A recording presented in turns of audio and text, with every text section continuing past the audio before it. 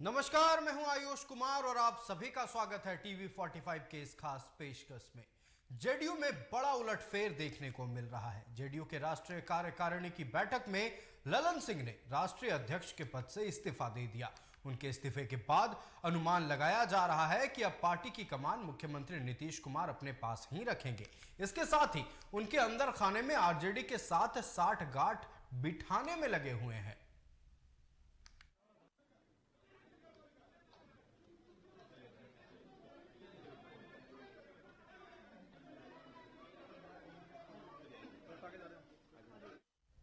ललन सिंह ने जेडीयू के राष्ट्रीय अध्यक्ष पद से इस्तीफा दिया। सीएम नीतीश कुमार अब पार्टी की कमान संभालेंगे। जेडीयू में मचे घमासान के बीच आरएलजेडी सुप्रीमो उपेंद्र कुशवाहा का नाम सामने आ रहा था, जिन्होंने कहा था कि अगर नीतीश कुमार एनडीए में जाना चाहें तो वह पैरवी के लिए तैयार है। लेकिन अब उपेंद्र कुशवाहा के सुर भी बदले नजर आ रहे हैं। आइए सुनते हैं उपेंद्र कुशवाहा का क्या कहना है। देखिए, अब क्या फैसला लेने वाले हैं नीतीश जी, उनकी पार्टी का मसला है, इस पर हम क्या बताएंगे। लेकिन जो चर्चा है, उस चर्चा के आधार पे कोई बड़ा फैसला अगर नीतीश जी ने लिया तो थोड़ा फायदा बचाव नीतीश जी का हो सकता है, पार्टी का हो सकता है। वरना पुराने पैटर्न पर ही अगर चलते रह गए तो जेडीयू को बर्बाद होने से दुनिया की कोई ताकत नहीं बचा सकती है। तो अब इसको अब नीतीश जी किस रूप में सोचेंगे, तुरंत बर्बाद होने दें या धीरे धीरे बर्बाद हो, अब इसके बीच का फैसला तो नीतीश जी करेंगे। राष्ट्रीय अध्यक्ष बदले यानी राष्ट्रीय अध्यक्ष इसलिए हमने कहा ना, बड़ा फैसला का मतलब वही है।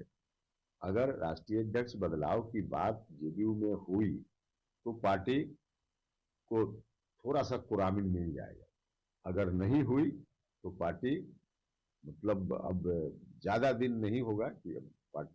इधर ललन सिंह के इस्तीफे पर बीजेपी ने कहा है कि यह तो पहले से तय था। बिहार के प्रदेश प्रवक्ता अरविंद सिंह ने कहा कि जेडीयू पूरी तरह आरजेडी के पास गिरवी हो गई थी। ललन सिंह से नीतीश कुमार का भरोसा उठ गया था।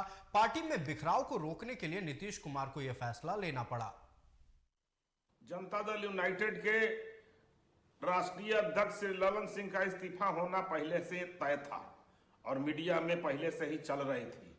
उसका कारण था कि कहीं न कहीं माननीय मुख्यमंत्री नीतीश कुमार जी का उन पर से विश्वास उठ चुका था और पूरी पार्टी बिखराव की स्थिति में आ गई थी। लोग पार्टी छोड़ छोड़ करके भाग रहे थे। कहीं न कहीं पूरा जदयू त्रस्त था और एक लग रहा था कि जनता दल यूनाइटेड राजद के यहाँ गिरवी रखा हुआ है और दोनों टाइम चरण वंदना चल रहा है, जिसके चलते मुख्यमंत्री जी को ये कदम उठाना पड़ा होगा।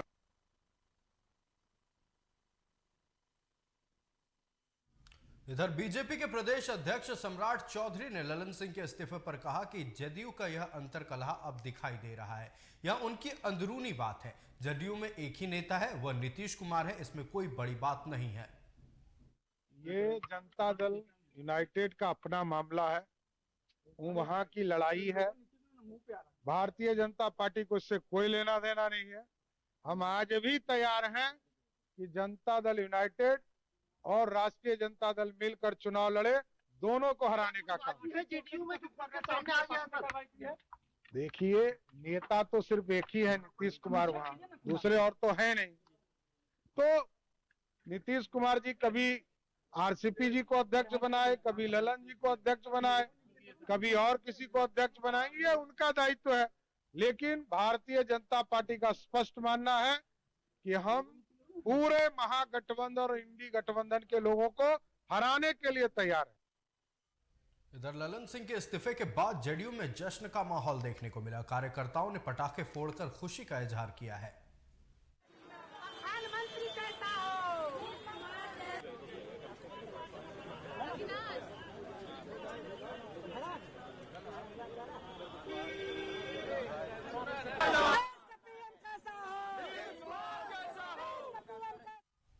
इधर नीतीश कुमार के जेडीयू अध्यक्ष बनने पर डिप्टी सीएम तेजस्वी यादव ने उन्हें बधाई दी है। पत्रकारों से बात करते हुए तेजस्वी यादव ने मीडिया को बीजेपी के काल्पनिक बयान से बचने की नसीहत दी है। तेजस्वी ने कहा कि अब इंडिया गठबंधन के लिए बेहतर तालमेल के साथ काम किया जाएगा।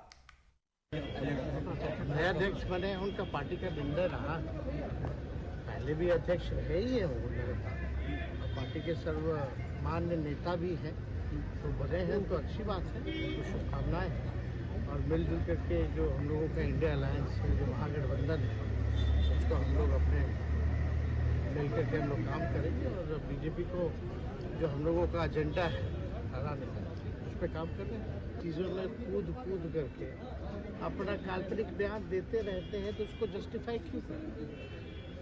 अगर कोई चीज़ कॉन्क्रीट नहीं है, कुछ सच्चाई नहीं है, तो हम अपना फालतू समय उस बातों पर बयान दे करके, सफाई दे करके क्यों हम व्यर्थ करें? तो कोई मतलब ही नहीं। असल में चिंता उन लोगों की है कि डरे हुए हैं। अगर इस तरह की बयानबाजी कर रहे हैं तो उनका आप समझ लीजिए कि जो बॉडी लैंग्वेज है वो एकदम शिथिल पड़ गया है। ललन सिंह के इस्तीफे के बाद तरह तरह की बातें राजनीतिक बाजार में चल रही हैं। अब सवाल यह है कि ललन सिंह के इस्तीफे के अंदर की कहानी क्या है। आपको ग्राफिक्स के माध्यम से हम समझाते हैं कि ललन सिंह के इस्तीफे के अंदर की कहानी क्या है। एक तो पहली बात, ललन सिंह का टर्म पूरा हो चुका था। दूसरी बात, अध्यक्ष रहते पार्टी के सभी लोगों को साथ नहीं रख सके। तीसरी बात, एक राष्ट्रीय अध्यक्ष को पार्टी की मजबूती के लिए पदाधिकारियों, विधायकों, सांसदों, मंच मोर्चा और प्रकोष्ठों के साथ बैठक भी नहीं करते थे। ललन सिंह के एरोगेंट नेचर के कारण कोई भी सक्रिय नेता उनसे बचता रहा। खासकर मिलकर कुछ ऐसी अंदरूनी बात भी नहीं बता सके जो पार्टी हित में हो। एक खास रणनीति के तहत नीतीश कुमार को कमजोर और असुरक्षित रखने का खेला खेला। एक एक कर नीतीश कुमार के विश्वसनीय नेता उपेंद्र कुशवाहा, आरसीपी सिंह और पूर्व एमएलसी प्रोफेसर रणवीर नंदन को पार्टी छोड़कर जाने के लिए बाध्य किया। सातवीं बात, 16 सांसदों में से 13 सांसद ललन सिंह से खफा थे। आठवीं बात, विधायकों की बैठक में नीतीश कुमार को ललन सिंह के अच्छे फीडबैक नहीं मिल रहे थे। नौवीं बात यह है कि नीतीश कुमार ने स्वयं पार्टी कार्यालय का औचक निरीक्षण कर यह महसूस किया था कि पार्टी को सुदृढ़ करने के लिए जो कुछ करना चाहिए था वह ललन सिंह नहीं कर सके। अब अगली बात क्या है, अशोक चौधरी के साथ ललन सिंह की हुई तकरार से भी अच्छा संदेश नहीं गया। फिर एनडीए का साथ छोड़कर महागठबंधन के साथ सरकार बनाने की गलत सलाह ललन सिंह ने दी। इंडिया गठबंधन बनाने और उस गठबंधन में नीतीश कुमार की रणनीति को ठीक तरह से नहीं रखना भी एक कहीं ना कहीं कारण बना है। नीतीश कुमार को संयोजक या अन्य कोई महत्वपूर्ण पद दिलाने को लेकर ललन सिंह की कमजोर बैटिंग भी एक कारण बनी है। और सबसे महत्वपूर्ण कारण बना ललन सिंह का लालू का करीबी होना। यहां आरोप यह लग रहा था कि सरकार गिराने की साजिश में शामिल होकर तेजस्वी को सीएम और ललन सिंह खुद उप मुख्यमंत्री बनना चाहते थे।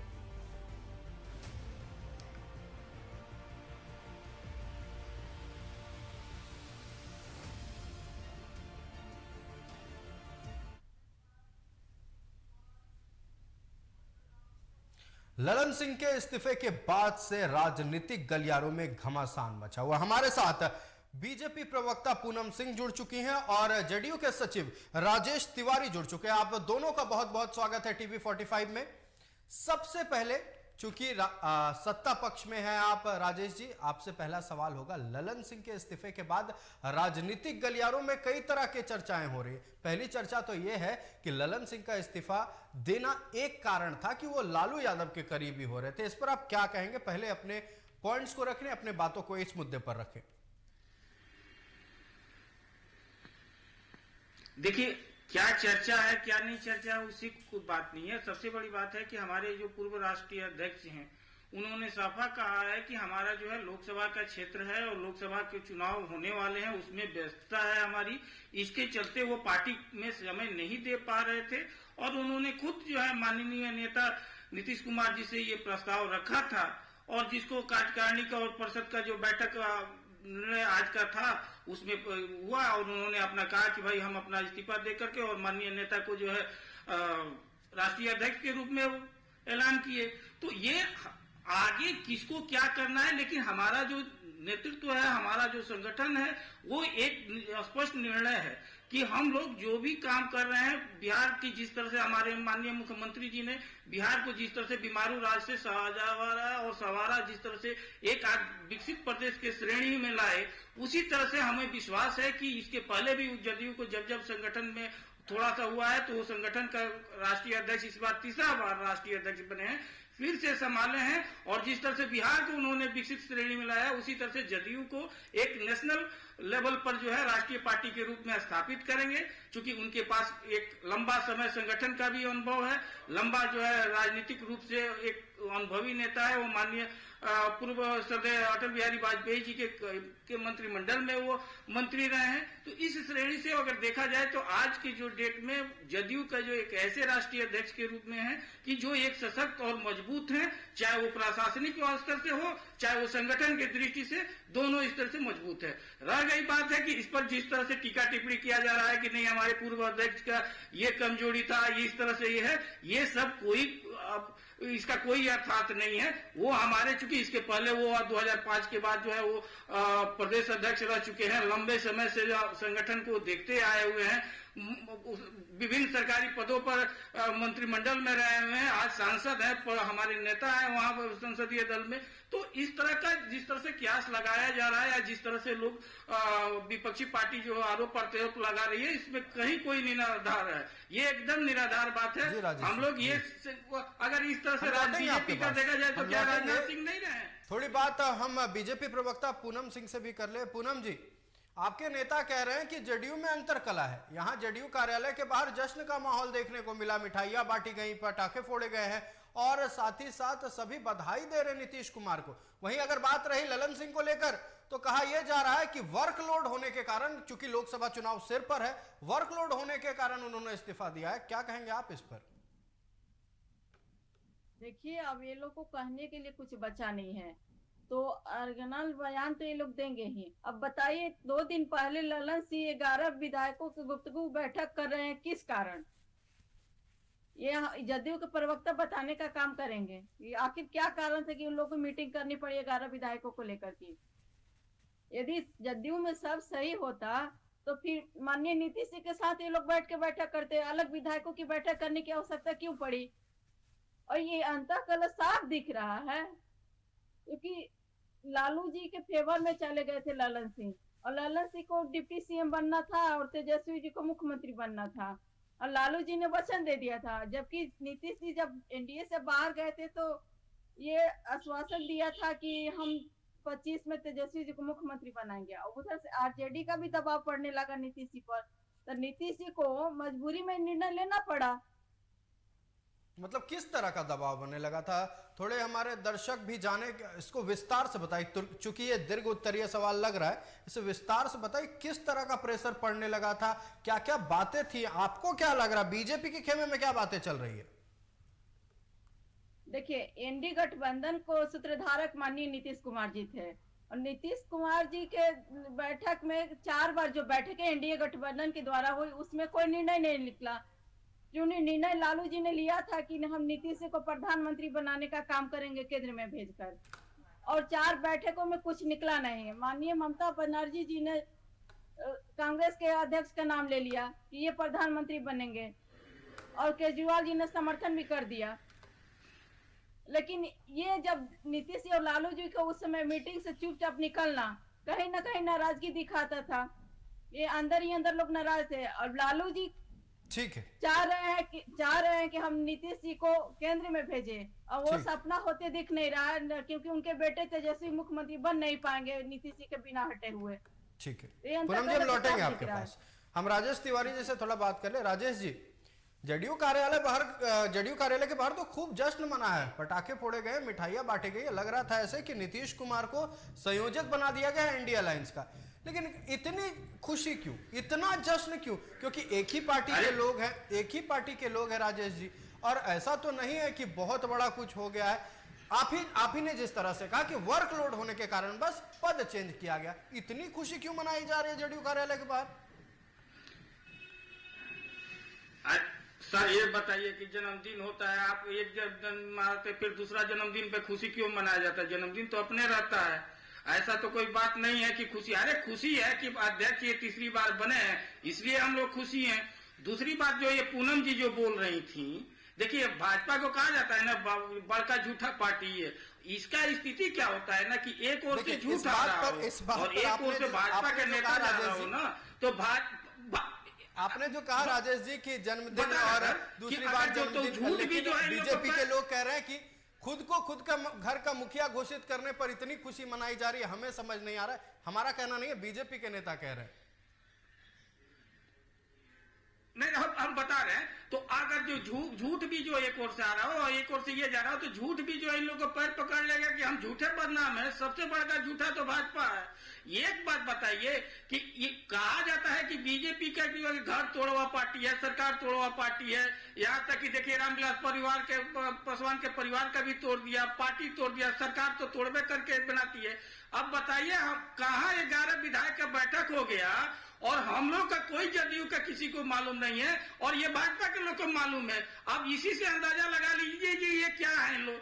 हमारे यहाँ ऐसा कहीं कोई बात नहीं है। एक सर्वमान्य नेता है माननीय मुख्यमंत्री नीतीश कुमार जी, और आज जो भी स्थिति बना है ये डेली रूटीन है। ये इन लोगों का स्थिति होता है कि भाजपा में किस तरह से इनके संस्थापक जो है आडवाणी जी का मार्गदर्शन मंडल में भेज दिया गया। देख लीजिए इन लोगों के बीच में नितिन गडकरी और किस तरह से मोदी जी के बीच में चलता है कि क्योंकि पूरे एनडीए गवर्नमेंट में सिर्फ एक परफॉर्मिंग अगर मिनिस्टर किसी का नाम लिया जाए तो वह नितिन गडकरी, और उनको किस तरह से साइडलाइन कर दिया जाता है ये नहीं बचता। हमारे यहाँ ऐसा कुछ नहीं है, क्योंकि इनका पार्टी एनजीओ का पार्टी है। आरएसएस एक एनजीओ है, एनजीओ पार्टी है और उसी के आधार चलता है। हमारे यहाँ जो नेता है हमारे व्यक्तित्व को लेकर के, उनके काम को लेकर के विकास पुरुष है और उनके काम को लेकर के ये लोग जिस तरह से परेशानी है और कह रहे थे 4 बैठक के, अरे ये लोग तो कह रहे थे कि ये लोग एक साथ बैठबे नहीं करेंगे। अरविंद केजरीवाल और राहुल गांधी एक साथ नहीं बैठेंगे, ममता बनर्जी एक साथ में। अरे हम लोग तो 3-3, 4-4 मीटिंग कर लिए मात्र 4-5 महीने में। ये लोग तो 9 साल का, अब 10 साल में सिर्फ एक बार मीटिंग हुआ और वो भी सिर्फ जब इंडिया गठबंधन जब नीतीश कुमार के नेतृत्व में आगे बढ़ने लगा, तब आज ये लोग इन लोगों का स्थिति ये हो गया है कि अब ये लोग 2024 में जाने वाले हैं लोग। अभी तो देख लीजिए ये लोग कहता था कि तीसरी नंबर के पार्टी है, कोई क्षेत्रीय दल है, लेकिन आज उनका पता चल रहा है कि एक अध्यक्ष के लेकर के आपने भी तमाम तरह के आरोप लगाए हैं। ठीक है, हम लौटेंगे उस पर। पूनम जी, हम आपसे बात करेंगे। ये कह रहे हैं कि अंतरकलह तो बीजेपी में है, आडवाणी जी की मोदी जी से नहीं बन रही है, नितिन गडकरी की मोदी जी से नहीं बन रही है, खुद अंतरकलह बीजेपी में है। राजेश तिवारी जो बीजेपी के सचिव, उनका कहना है कि आप अपने अंदर जो क्या है, अपने खुद शीशा के मकान में रह रहे हैं और हम पर हमला बोला जा रहा है। राजेश तिवारी का यह कहना है। साथ ही वो कह रहे हैं कि ये खुद पार्टी तोड़ने जोड़ने वाली पार्टी है। सीधे तौर पर आप पर आरोप लगा है, अपना पल्ला झाड़ रहे हैं। देखिए, राजेश जी के पास कुछ बचा नहीं है। ये अभी किनका अंतरकलह दिख रहा है, ये सब सारे चैनल पर दिखाया जा रहा है। क्या अभी बीजेपी का अंतरकलह चल रहा है क्या? राजेश जी के पास कोई मुद्दा नहीं है, कोई जवाब देने का कोई तर्क नहीं है। बयान दे रहे हैं और इनके कहने से थोड़ा होने वाला है। पहले राजनाथ सिंह हटे जहाँ अंतरकलह से हटे थे, अभी की नितिन गडकरी सरकार है, बोल रहे हैं कि उनका समय है, वो अपना हटे, कहीं वो इस्तीफा देने गए कि कार्यकारिणी की बैठक में उन्होंने राजेश जी हम लौटे, आपको मौका, आपको समय दिया जाएगा, आपको समय दिया जाएगा। पूनम जी को बोलने दिया जाए। राजेश जी आप जरूर जवाब दीजिएगा, पहले पूनम जी को बोलने दिया जाए। हत्या 8 हो रही है पर डे की, हम ये कहते हैं। लूट किडनैपिंग हर दिन 28 हो रही है। शराब माफिया का अब क्या जैसा है आप भी देख रहे हैं। प्रशासन जिस सरकार में नाकाम है, उस सरकार की जनता किस स्थिति में होगी वो भगवान भरोसे है। और कह रहे हैं कि हम सरकार में रहकर काम कर रहे हैं। सरकार में क्या रह करके यही काम किया जाता है कि आज बेटियों पर लाठीचार्ज किया जा रहा है सरकार में, वो भी पुलिस में, महिला पुलिस नहीं, जेंट्स पुलिस द्वारा बच्चियों को पीटा जा रहा है। यही बिहार सरकार की नीति रह गई है क्या? हमारे पर राजेश जी बताने का काम करे कि आज जिस तरह से बालू माफिया पुलिस प्रशासन जा रही है तो उस पर मारपीट कर रही है, हत्या कर दे रही है। क्या आपका राज में यही सुशासन है? राजेश जी क्या कहेंगे? अपराध को लेकर तो आप बच नहीं सकते हैं, जो इन दिनों डेटा सामने आ रहा है। ठीक है, बीजेपी की ओर से जो कहा जा रहा है वो बात अलग है, लेकिन अपराध को लेकर भी डेटा अलग है।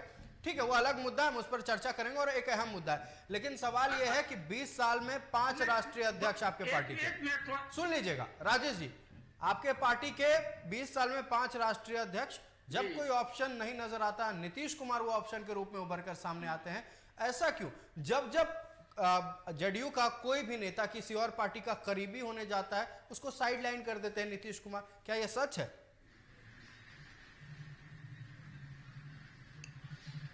देखिए ऐसा है सर कि ये एक पॉलिटिकल पार्टी है, कंप्लीट पॉलिटिकल पार्टी है। अगर उस तरह से कहिएगा तो 1925 में जो है आरएसएस का स्थापना हुआ, आज 2023 है। आरएसएस का कितने लोग संस्थापक रहे जो बीजेपी जिसका उसका ब्रांच है।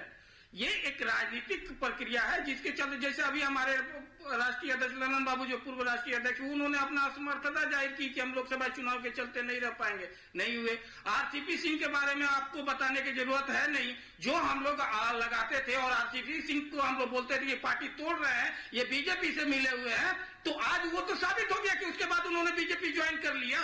ये हमारे अगर जो बात में दम था वो तो हमने साबित कर दिया। तो मतलब आप कह रहे हैं कि ललन सिंह के साथ आपसी मतभेद कुछ तो नहीं ये है, तो हम पार्टी जो में कोई भी दिक्कत नहीं है, लेकिन आप ये कहना चाह रहे हैं कि ललन सिंह के साथ कोई मतभेद नहीं है, पार्टी में कोई दिक्कत नहीं है। राजेश जी के बारे में बात बोल रही थी, मतलब ललन सिंह के साथ कोई दिक्कत नहीं है, पार्टी में कोई मतभेद नहीं है, सब कुछ ललन सिंह के साथ ऑल इज वेल है जेडीयू में, आप ये कहना चाह रहे हैं? एकदम अगर ऑल इन वेल नहीं रहता सर तो वो राष्ट्रीय कार्यकारिणी में इस्तीफा देते, और राष्ट्रीय कार्यकारिणी में खुद उन्होंने माननीय नीतीश कुमार जी का नाम लिए। अगर वो वैसा रहता तो ये एक बीजेपी का सोचा समझा रणनीति है, क्योंकि ये लोग झूठ फैलाने का मास्टर माइंड है।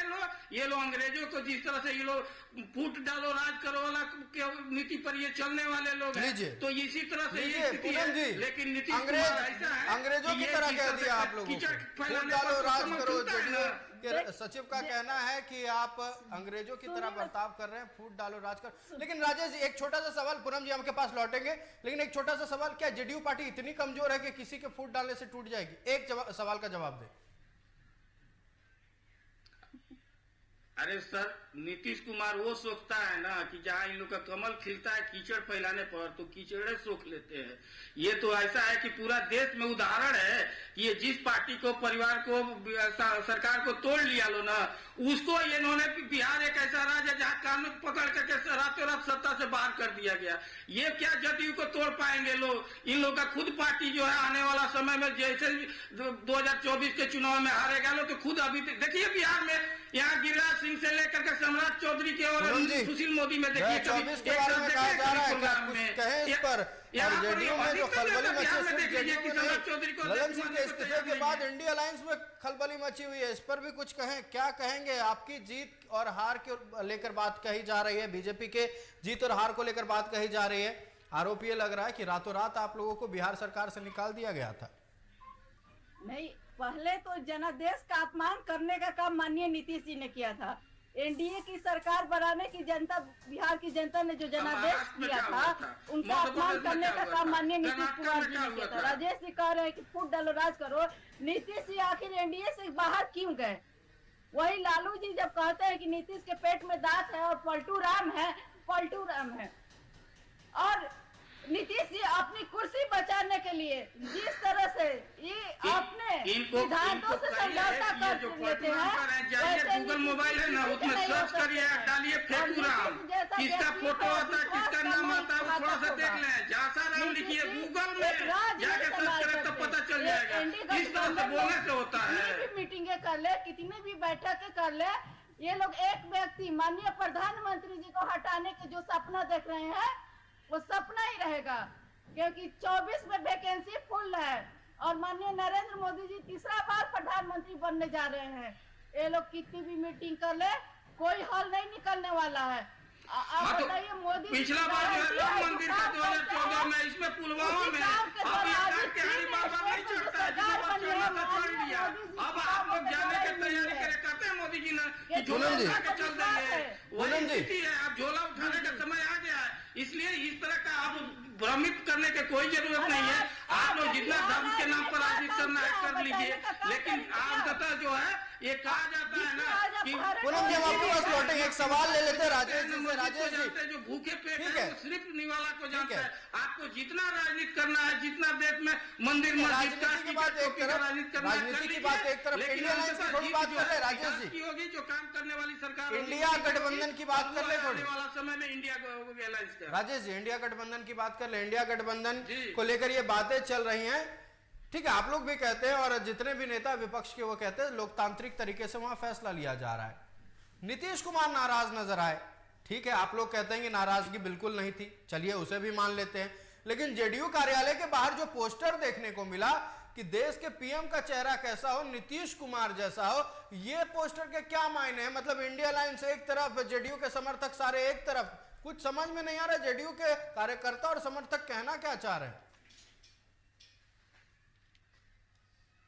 सर ऐसा है ना कि किसी भी दल के जो भी कार्यकर्ता होते हैं, चाहे किसी भी दल का हो, वो सब कोई कहता है कि नहीं हमारे दल का नेता ही प्रधानमंत्री बने, हमारे दल का ही नेता सम्मान है, ये हट गए। हमारे दल के कार्यकर्ताओं का ये इच्छा है कि प्रधानमंत्री का योग्य व्यक्ति अगर कोई है तो वो माननीय मुख्यमंत्री नीतीश कुमार जी हैं, जो सुटेबल है। और जिस तरह से माननीय मुख्यमंत्री ने एक एलायंस का जो किया कि 1 to 1 देश में अगर जो हो और उसको सूत्रधार बने, जिस तरह से उन्होंने मेहनत किया, अपने अथक प्रयास के बदौलत इंडिया गठबंधन का एक रूप तैयार किया और बैठक हुआ, 28 दल का बैठक हुआ, उसके बाद और भी बढ़े। लेकिन इन लोगों का देखा देखी जो 10 साल तक कभी भी एनडीए का गठबंधन नहीं बना, और उसमें जो है आज ये 38 दल का बना है, उसमें भी एक दल जो है जयललिता का पार्टी अब निकल गया, अब 37 दल है। तो ये लोग इस तरह का बना रहा है। लेकिन इंडिया गठबंधन आने वाला आज भी जो है इंडिया गठबंधन का जो सीट शेयरिंग वाला कमेटी था, उसका आज बैठक था 29 तारीख को 10:30 बजे से था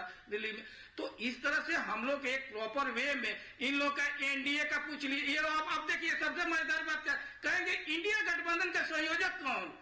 अरे इन लोग का 10 साल में आज तक जो है एनडीए का संयोजक पूछ दीजिए कौन है, तो एनडीए गठबंधन का कोई संयोजक नहीं है।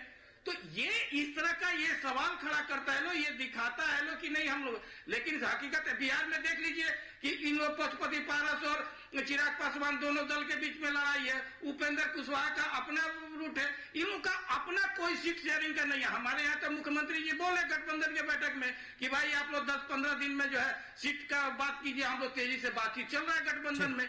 लेकिन इन लोगों का पेट का दर्द ये हो रहा है कि आने वाला समय पूनम जी इन लोगों के लिए बहुत। ठीक है राजेश जी, लौटेंगे आपके पास। पूनम जी से कुछ बात कर ले। 3 राज्य में हम जीत पूनम गए। जी, अरे 3 राज्य में तो इसके पहले जो राजेश जी लौटेंगे, आपको समय दिया जाएगा, बिल्कुल आपकी बातें सुनी जाएंगी। तो इसके पहले जो है वहाँ मध्य प्रदेश है, इस सब में तो आप कांग्रेस का सरकार था, फिर भी बीजेपी का ज्यादा सीट है लोकसभा में, राजस्थान में ज्यादा सीट है। राजेश जी लौटेंगे आपके पास, लौटेंगे, समय दिया जाएगा, दिख रहा है बोलने दिया जाए। पूनम जी से बात करना, पूनम जी को भी बोलने दिया जाए, आपको मौका दिया जाएगा, फिर से समय हम आपको देंगे, हम लौटेंगे आपके पास। पूनम जी, कहा यह जा रहा है, कुछ राजनीतिक पंडित ये कह रहे हैं कि अगर समीकरण बदलता है तो अगर नीतीश कुमार या जेडीयू, राजनीतिक पंडितों की बातें गौर कीजिएगा, अगर बीजेपी के साथ मिलना चाहें, एनडीए में शामिल होना चाहेंगे, तो क्या स्वागत के लिए तैयार खड़ी है बीजेपी? देखिए स्पष्ट पहले हम बताना चाहेंगे कि हमारे गृह मंत्री माननीय अमित शाह जी ने आए थे तो स्पष्ट कहे थे कि नीतीश कुमार जी के लिए बिहार का बीजेपी का दरवाजा बंद हो चुका है।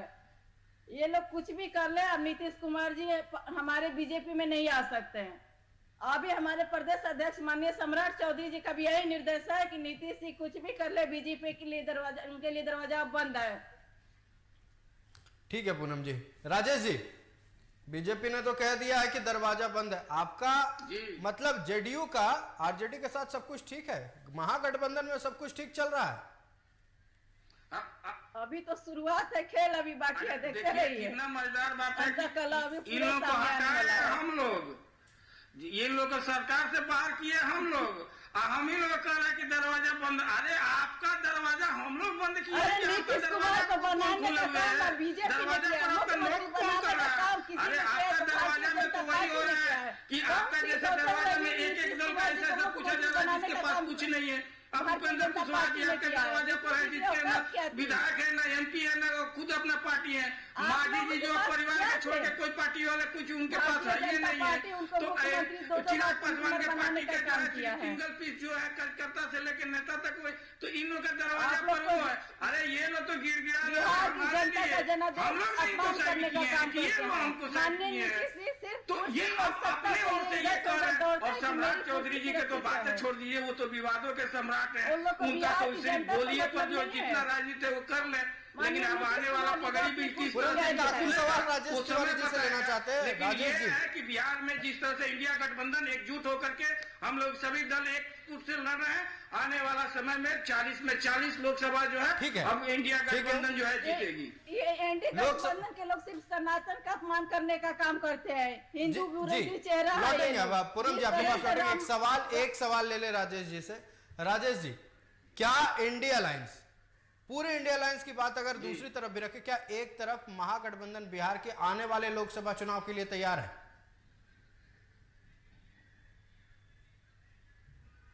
एकदम तैयार है। हम लोग का जो गठबंधन का हम लोग का तैयारी पूरे जोर शोर से चल रहा है। हम लोग का सीट शेयरिंग का ये हो रहा है। हमारे मुख्यमंत्री जो है हमेशा आप देखिए कि हर एक लोकसभा सांसद से मिल रहे हैं। गठबंधन में हमारे जो भी दल है, चाहे राजद हो, चाहे कांग्रेस हो, चाहे वामपंथ है, सब कोई का एक सीट शेयरिंग का एक फॉर्मूला लगभग तय हो चुका है। और बहुत आपको जल्दी रोकना चाहेंगे हमारे नेता माननीय मुख्यमंत्री नीतीश कुमार जी ने कहा कि बहुत जल्दी इसका बड़ी घोषणा खबर होगा सामने और आ आपको रही है। सुनने को मिलेगा कि हम लोग Nitish India- Kumar ji India media गठबंधन से पहले अब हम लोग मुखातिब जो है होंगे और इंडिया गठबंधन को आपको बताते चले कि राष्ट्रीय अध्यक्ष बनने के बाद वो बड़ा फैसला लेने वाले हैं। कुछ ही पल में वो फैसला सामने आ जाएगा। क्या है फैसला, सबकी निगाहें टिकी हुई है, लेकिन सवाल ये है पूनम जी कि क्या बड़ा फैसला हो सकता है? कुछ घंटे पहले राष्ट्रीय अध्यक्ष बने और अभी कुछ ही क्षण में एक बड़ा फैसला लेने वाले। क्या बड़ा फैसला हो सकता है? देखिए, पहले तो ये लोग स्पष्ट अपने कर ले कि एनडी गठबंधन में पीएम का चेहरा कौन होगा। इन लोग के पास तो यही स्पष्ट नहीं हो पा रहा है और चाह रहे हैं। नीतीश जी अब समझ गए हैं कि इनको ठगने का काम किया जा रहा है। हालांकि नीतीश जी सबको ठगने का काम करते हैं, लेकिन इस बार नीतीश जी खुद ठगे हुए महसूस हो रहे हैं, असहज अपने आप को महसूस किए हैं एनडी गठबंधन में। इसलिए अब वो कोई अपना उचित निर्णय लेंगे जिससे कि एनडी गठबंधन को हो सकता है कि घातक साबित हो। जी पूनम जी, आप हमारे साथ बने रहिएगा। राजेश जी, क्या वार लेवल पर नीतीश कुमार काम करेंगे? युद्ध स्तर पर तैयारी शुरू हो गई है। ललन सिंह को कहीं ना कहीं कहा जा रहा बीजेपी की ओर से कि साइडलाइन किया गया। इसके बाद अब युद्ध स्तर पर नीतीश कुमार काम करते हुए नजर आएंगे। क्या सही बात है? क्या ललन सिंह सच में साइडलाइन हो गए हैं? कभी नहीं इस तरह का ये बीजेपी में है कि जो अध्यक्ष हो जाने के बाद साइडलाइन कर दिया। जैसे सुशील मोदी को देख लीजिए, मार्गदर्शक मंडल में बेचारे को भेज दिया गया है। अब अप्रैल में उनका जो है राज्यसभा का सदस्यता खत्म होने वाला है, तो देख लीजिए क्या स्थिति है। ये जदयू है, जदयू में सबको समान विचारधारा और रह गए। ललन सिंह तो हम लोग के एक साथ है। एक नीतीश जी से एक लंबा समय तक से उनका एक अलग संबंध, व्यक्तिगत संबंध रहा है, राजनीतिक संबंध रहा है, हर सुख दुख में पार्टनर रहे, राजनीतिक में रहे। तो इस तरह का अटकल चूंकि ये लोग लगा रहे, लेकिन ये सम्राट चौधरी से पूछ दीजिए कि भाई आपके पूर्व अध्यक्ष को कभी नोटिस लेते हैं? कभी कुछ नहीं हो। चाहे वो उन लोगों का, चाहे सुशील मोदी का देख लीजिए क्या स्थिति है। तो इन लोगों को सिर्फ जदयू दिखाई दे रहा है, या दिखाई चलिए ठीक है, हम चर्चा कर रहे थे कि नीतीश कुमार एक बड़ा फैसला लेने वाले हैं। नीतीश कुमार ने अनाउंस कर दिया, बकायदा एक बड़ी खबर निकलकर सामने आ रही है। जदयू के राष्ट्रीय अध्यक्ष बनने के बाद नीतीश कुमार ने एक बड़ा फैसला लिया है। जाति जनगणना को लेकर नीतीश कुमार देश भर में जन जागरण रैली करेंगे। जनवरी में झारखंड से जन जागरण रैली की शुरुआत करेंगे नीतीश कुमार। बड़ी खबर हम जिस पर चर्चा कर रहे थे कि जदयू के राष्ट्रीय अध्यक्ष बनने के बाद नीतीश कुमार कोई बड़ा फैसला ले सकते हैं। बड़ा फैसला आ गया है। नीतीश कुमार जाति जनगणना को लेकर देश भर में जन जागरण करेंगे। जनवरी में झारखंड से जन जागरण की शुरुआत होगी। हम सबसे पहले विपक्ष में बैठी बीजेपी से प्रतिक्रिया लेना चाहेंगे। पूनम जी, जिस बड़े फैसले की बात कर रहे थे, बड़े अनाउंसमेंट की बात कर रहे थे, उन्होंने नीतीश कुमार ने कर दिया है। जाति जनगणना को लेकर देश भर में नीतीश कुमार जन जागरण करने वाले हैं। क्या कहेंगे? अब छोटी सी प्रतिक्रिया दे इस पर। देखिए, नीतीश जी को जातीय जनगणना कराने के लिए बीजेपी साथ में थी तो समर्थन की थी, और नीतीश जी का जो जनगणना जो निकला हो, क्या निकला हो आप सब लोगों ने। और हम बताना चाहेंगे कि ये लोग जातीय समीकरण के अनुसार जनगणना करते हैं, लेकिन हमारे केंद्र में बैठे माननीय नरेंद्र मोदी जी वो सबसे अंतिम पंक्ति पे बैठे हुए व्यक्ति की चिंता करते हैं, जो हर जात में गरीब हो, महिला की बात करते हैं, युवाओं की बात करते हैं, सुरक्षा की बात करते हैं। ये लोग तो दिखावा करते हैं, लेकिन माननीय हमारे नरेंद्र मोदी जी वो करके दिखाते हैं। लेकिन फर्क तो पड़ा है ना, फर्क तो पड़ा है ना पूनम जी, क्योंकि अगर हम बात कर ले छत्तीसगढ़ चुनाव की, मध्य प्रदेश चुनाव के आने के बाद सीएम चेहरा यादव को बनाया गया, कहीं ना कहीं फर्क तो पड़ा है। क्या बिहार साधने की कोशिश की गई थी? क्योंकि जातीय जनगणना से बीजेपी के खेमे में भी खलबली तो मची थी पूनम जी। देखिए, जातीय जनगणना से बीजेपी में कोई खलबली नहीं मची। भारतीय जनता पार्टी हर जात के लोगों को मान सम्मान देने का काम करती है, वो उच्च शिखर पर बैठाने का काम करती है। चाहे राजस्थान की बात करें, चाहे मध्य प्रदेश की बात करें, चाहे यूपी की बात करें, तो भारतीय जनता पार्टी बिना जातीय समीकरण के, बिना सर्वे के सब जात को सम्मान देने का काम करती है, मान सम्मान देती है। नीतीश जी आज जातीय जनगणना कराना चाह रहे हैं, लेकिन हमारे माननीय नरेंद्र मोदी जी वैसे जाति को सर्वोच्च पद पर बैठाने का काम करते हैं। एक आदिवासी महिला को भी राष्ट्रपति बनाने का काम करते हैं। ठीक, हम लौटेंगे जन जागरण के बारे में। थोड़े जेडीयू से भी बातचीत कर ले। राजेश जी, आपका क्या कहना है? नीतीश कुमार राष्ट्रीय अध्यक्ष बनने के बाद उन्होंने एक बड़ा फैसला लिया है, बड़ा अनाउंसमेंट किया है कि अब देश भर में जाति जनगणना को लेकर जन जागरण करेंगे, क्या कहेंगे इस पर? एकदम। और ये आपको ये बता दें कि 21 जनवरी को जो है रामगढ़ से शुरू हो रहा है, ठीक है ना? 21 जनवरी से रामगढ़ से जो है झारखंड से शुरू हो रहा है। और हम लोग जिस तरह का जो स्थिति बनाए हुए हैं, हकीकत यह है कि हम लोग काम पर विश्वास करते हैं। अब जातीय जनगणना की बात है, हमारे प्रधानमंत्री जी हैं, कहीं भी घूम घूम के कहेंगे कि हम ओबीसी से हैं, वो जातीय नहीं बताते हैं। अपने जब 2002 में जब मुख्यमंत्री बने थे तो अपने जात को जिस जात से आते हैं उसको ओबीसी में डाले थे। ये जातीय नहीं है। सबसे ज्यादा घूम घूम का भी प्रचार हुआ कि हम क्या बोल रहे थे कि हम ओबीसी से, बोलने के लिए कुछ बचा नहीं है। देखिए, आप लोग सिर्फ दिखावा करते हैं। माननीय आपके एनडी गठबंधन में जो लालू जी हैं, वो जातीय समीकरण की बात करते हैं, आपके नेता बात करते हैं। जब समय आया मुख्यमंत्री बनाने को, अपनी पत्नी को बना दिए, तो आरएसएस को बना दीजिए, पार्टी परिवार की पार्टी है। आपके पास कहने के लिए कुछ बचा नहीं। आप लोग खाली समीकरण दिखावा करते हैं। हम जाति पर बात नहीं कर रहे थे राजेश जी, हम बात कर रहे थे होने वाले जन जागरण रैली के बारे में। राजेश जी कर रहे थे, अभी पूनम जी की महिला की बात कर रही थी। अरे राजेश जी, महिला गया जब देश के मॉडल जीते, हम बात कर रहे थे होने वाले जन जागरण रैली के बारे में, किसी जाति विशेष पर बात नहीं कर रहे थे, कोई जनरल ओबीसी एससी एसटी पर बात नहीं हो रही थी। बात हो रही थी कि नीतीश कुमार ने राष्ट्रीय अध्यक्ष बनने के बाद बड़ा फैसला लिया है कि जन जागरण किया जाएगा जातीय जनगणना को लेकर। बात भ्रमित हो रही है राजेश जी, बात भ्रमित हो रही है। सबसे ज्यादा कर्ज हमारा देश हो चुका है। बात जन जागरण रैली को लेकर करेंगे हम राजेश जी। सबसे ज्यादा युवा परेशान हो रहा है और इनको क्या, ठीक है, सारे मुद्दे जरूरी हैं, लेकिन इस वक्त हम बात कर रहे थे होने वाले जन जागरण रैली को लेकर। देखिए, ऐसे अगर भ्रमित किया जाएगा मुद्दे को तो फिर होता था एक मोतियाबिंद होता है, जिसको मोतियाबिंद हो जाता है उसको दिखाई थोड़ा कम देता है, वो चश्मा लगा कर या डॉक्टर जो है उसको ऑपरेशन कर देता है, ठीक होता है। अब 2014 से मोतियाबिंद हो गया है। हम पूनम जी के पास जाना चाहेंगे। पूनम जी, उसको जन जागरण रैली को लेकर चर्चा कर रहे थे, जाति को लेकर बात हुई, आपने भी किया, ओबीसी को लेकर बात, तमाम जातियों को लेकर आपका कहना था कि बीजेपी सभी जाति का सम्मान करती है, ठीक है, वो बात एक तरफ है। मोतियाबिंद का तो इलाज डॉक्टर कर देता है ऑपरेशन से, लेकिन मोतियाबिंद राजेश जी जो है भगवान भी नहीं कर पाते क्योंकि वो अंधभक्त हो जाता है। यही स्थिति है भाजपा का। राजेश जी, हम आपसे यही कह रहे थे कि ठीक है, तमाम मुद्दे वो भी जरूरी होंगे, लेकिन बात यह है कि हम जन जागरण रैली के बारे में बात करते हैं। जन जागरण रैली का मुख्य उद्देश्य क्या होगा? क्योंकि देश भर में सीएम नीतीश कुमार घूमेंगे, क्योंकि जेडीयू के राष्ट्रीय अध्यक्ष बनने के बाद उन्होंने बड़ा फैसला लिया कि देश भर में घूमेंगे। चुनाव में कुछ ही दिन बचे हैं। पहला सवाल तो यह है कि क्या पूरा देश पर उनका फोकस होगा? दूसरी बात यह है कि मुख्य उद्देश्य जन जागरण रैली का क्या होगा?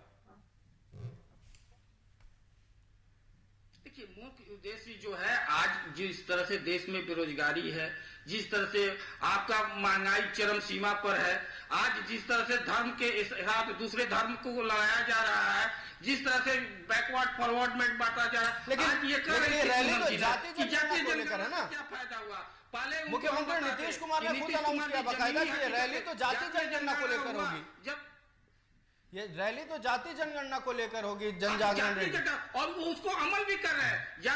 जातीय जनगणना हुआ है सर, तो उसके बाद जो जब अब हमारे जातीय जनगणना में कितने जिनके पास जमीन नहीं था उनको 2 लाख रुपया मिल रहा है, जिसके पास जो बेरोजगार है उनको व्यवसाय के लिए रुपया मिल रहा है, सरकार दे रही है व्यवसाय, क्योंकि अब सरकार के पास कि किस समाज से कहाँ पर कौन किसके पास निर्भर है, किसके पास जमीन नहीं है, किसके पास शिक्षा नहीं है, किसके पास क्या आधार है, वो आधार तब तक आप क्या विकास के आंकड़े बनाइएगा।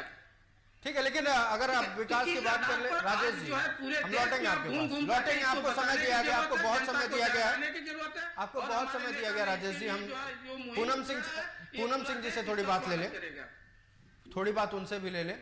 बात हो रही थी जन जागरण रैली को लेकर, ठीक है, राजेश तिवारी जी ने तमाम मुद्दे रखे, बेरोजगारी को लेकर, धर्म को लेकर, चलिए ठीक है, वो एक बात है। जन जागरण रैली का क्या फर्क पड़ेगा? क्या बीजेपी को इससे थोड़ा नुकसान हो सकता है? पूनम जी। बिल्कुल ही नहीं। ये जन जागरण करनी अच्छी बात है, लोगों को जागरूक करें अपनी जनगणना के लिए, अपना प्रचार प्रसार नीतीश जी को करना है, क्योंकि एनडीए गठबंधन को दिखाना है, क्योंकि राहुल जी कह रहे हैं कि हम भारत जोड़ो यात्रा करने जा रहे हैं, तो ये एक दूसरे को दिखाने और दबाव बनाने का कार्य कर रहे हैं। अब नीतीश जी चाह रहे हैं कि हम पीएम कैंडिडेट बनाए ये यात्रा के दौरान, और लालू जी अपना यात्रा खुद बोल दिए कि हम करने जा रहे हैं, तो ये दोनों में कंपटीशन ही तय हो गया है। ठीक है, ठीक है, इसी सवाल पर हम प्रतिक्रिया लेना चाहेंगे। राजेश जी, जब इंडिया अलायंस में सब कुछ ठीक है, सब कुछ ऑल इज वेल है, चुनाव में 3 महीने से कम, चुनाव कभी भी अनाउंस हो सकता है, 3 से 4 महीने से कम समय बचा हुआ है, ऐसे में सब अलग अलग रैलियां करने में क्यों जुटे हुए हैं? क्या खुद को बड़ा दिखाने की कोशिश हो रही है? ऐसा कुछ बात नहीं है। ये हमारे यहाँ जो है, आप जैसे आप कवर कर रहे हैं, आप जान रहे हैं कि इंडिया गठबंधन में भी हुआ है कि हाँ, संयुक्त रूप से हम लोग इंडिया गठबंधन के रैली करेंगे, ये आप जान रहे हैं। उसके बाद अभी उसका डेट तारीख जल्दी ही अनाउंस किया जाएगा। लेकिन हकीकत ये है कि जो जातीय जनगणना को लेकर के है, जिस तरह से बीजेपी इसमें भ्रांतियां फैला रही है, जिस तरह से कि इसको जो है लोगों को बता रही है कि जातीय जनगणना समाज को तोड़ने वाला है, ये जो मिसगाइड किया जा रहा है, उसको लेकर के जो भ्रांतियां लोगों के बीच में, उसको लेकर के माननीय नेता ने जनता के बीच में पूरे देश में घूम घूम करके, और जदयू जो है सर, जदयू 3 स्टेट में आपका अरुणाचल प्रदेश में और मणिपुर में जो है राज्य का दर्जा प्राप्त है, वहाँ दूसरा नंबर का विपक्ष का। ये दूसरी बात है कि हमारे भी विधायक तोड़ लेंगे। मध्य प्रदेश में तो अलग चुनाव लड़े, और निर्णय तो और क्या जनता का निर्णय था वो तो सबके सामने आ गया। कर्नाटक में ये लोग चुनाव लड़े थे, क्या स्थिति हुई थी जी? यूपी इन्होंने चुनाव लड़ा था, क्या स्थिति हुई थी? ठीक है पूनम जी, हम लौटेंगे। इंडिया अलायंस बनने के बाद ही मध्य प्रदेश में आप लोगों ने अलग अलग चुनाव लड़ा। नहीं सर, एक बताइए, अगर ये केरला में लड़ी थी, अरे आप लोग जमानत नहीं बचा पाए, जेडीयू के लोग अपनी जमानत नहीं बचा पाए, क्या बात कर रहे हैं? भारत में प्रधानमंत्री बनने के ख्वाब देख रहे हैं, बिहार तो जिसे संभाल नहीं रहा है। अरे बिहार की चिंता करने के लिए बीजेपी अपना हमको देश संभालने की बात कर रहे हैं। हम भी तो आपको दिखा रहे हैं कि आप केरला में लड़ी है। अरे आपके पास कोई रास्ता नहीं है केरला में, वो दिखा लीजिए आपको, या तो आप जाके जेडीयू में मिले हो सकता है। मतलब आप ये कहना चाह रहे हैं कि इंडिया अलायंस में कुछ भी गड़बड़ नहीं होगा, लोकसभा चुनाव सारी विपक्षी पार्टियां मिलकर एक साथ लड़ेंगे और नीतीश कुमार उसमें एक अहम चेहरा होंगे, आप ये कहना चाह रहे हैं राजेश जी? अरे ममता एकदम जी मानो एकदम तब देश ना की जरूरत है, विपक्ष की क्या एकता राहुल जी जरूरत स्वीकार है। करेंगे क्या? और विपक्ष ये करके जिस तरह से इस पटना चार के मीटिंग धरती में से, क्या बिहार के निकला? धरती कुछ से नहीं निकला। उस समय 77 का 37 जिस तरह से हुआ था, पूरा उस समय का सरकार पे आज उससे भी ज्यादा इमरजेंसी का स्थिति बचा हुआ है। आज जरूरत है फिर उसी जेपी रूपी नीतीश कुमार को कि जो इस तानाशाह हिटलर था का प्रतीक बने हुए नरेंद्र मोदी जी को सत्ता से बेदखल करके और एक समान विकास के लिए समतामूलक समाज को स्थापित करने वाला को सरकार बनाया जाए, जिससे देश विकास करे और देश में भाईचारा बने रहे। जी राजेश जी, आपका हमारे साथ जुड़ने के लिए, और पूनम जी आपका भी हमारे साथ जुड़ने के लिए, तमाम बातचीत के लिए बहुत बहुत धन्यवाद। ललन सिंह के इस्तीफे के बाद से राजनीतिक गलियारों में हलचल तेज हो गई है। खास करके बिहार के राजनीतिक गलियारों में कई तरह के कयास लग रहे। हालांकि जेडीयू के राष्ट्रीय अध्यक्ष बनने के बाद नीतीश कुमार ने एक बड़ा फैसला किया है, एक बड़ा अनाउंसमेंट किया। बाकायदा उन्होंने कहा है कि अब से कुछ ही दिन में झारखंड से एक रैली की शुरुआत होगी। रैली का नाम होगा जन जागरण रैली, और देश भर में जाकर जाति जनगणना को लेकर जन जागरण रैली की जाएगी। अब देखना यह होगा कि क्या अलग अलग रैली करने से इंडिया अलायंस के ही नेता अलग अलग अगर रैली करते हैं, क्या उस पार्टी विशेष को फायदा होगा या इंडी गठबंधन को फायदा होगा। दूसरी तरफ अगर हम बात कर ले बीजेपी की, पूरी तरह से बीजेपी ने खारिज कर दिया है कि अब बिहार बीजेपी में नीतीश कुमार के लिए कोई जगह नहीं है। अब कहना है जेडीयू के नेताओं का कि ललन सिंह के ऊपर वर्कलोड बढ़ गया था, इसीलिए उन्होंने इस्तीफा दिया है। देखना यह है कि कहां वर्कलोड बढ़ा था, कौन किसके साथ है, कौन किसके खिलाफ। आने वाले कुछ दिनों में आम चुनाव है, ऐसे में बिहार की राजनीतिक चरम पर है, और हो भी क्यों ना, हमेशा से बिहार राजनीति का केंद्र बिंदु रहा है। अब देखना यह है कि आने वाले दिनों में या बीजेपी हो या जेडीयू हो या आरजेडी हो, इन पार्टियों में क्या बड़ा फेरबदल देखने को मिलता है।